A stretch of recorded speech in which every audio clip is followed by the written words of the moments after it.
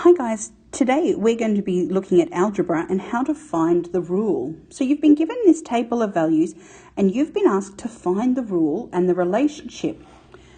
Now when we're talking about these, we're looking at it across. So it's the relationship between 2 and 4, 5 and 10, 0 and 0, 3 and 7. And there's one action or two actions that I can do consistently each time that will result in my out column.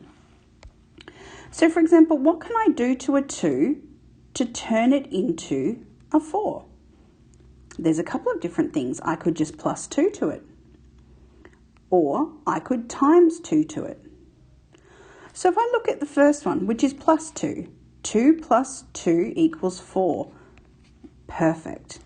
Whereas if I look at the second in value, it says 5, I have to apply the same rule that I've done to my first option. So 5 plus 2 does not equal 10. It equals 7. So I know that it can't be plus 2. I've eliminated that as a possibility.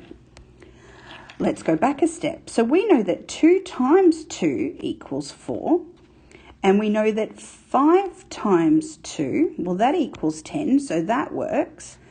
0 times 2, or anything times 0 is 0, so that works. And 3.5 times 2 equals 7. So it actually fits for all of the different requirements.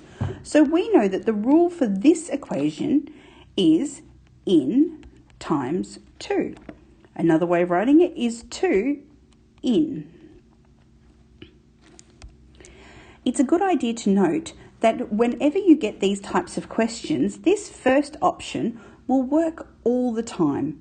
If you're going to test a formula to make sure that you've got it right, it's always a good idea to go down the column a few and test it further down. You'll be able to see quickly and easily whether or not your formula will work without having to waste a lot of your valuable brain power and time doing 4 calculations. You can test it on 2 or 3.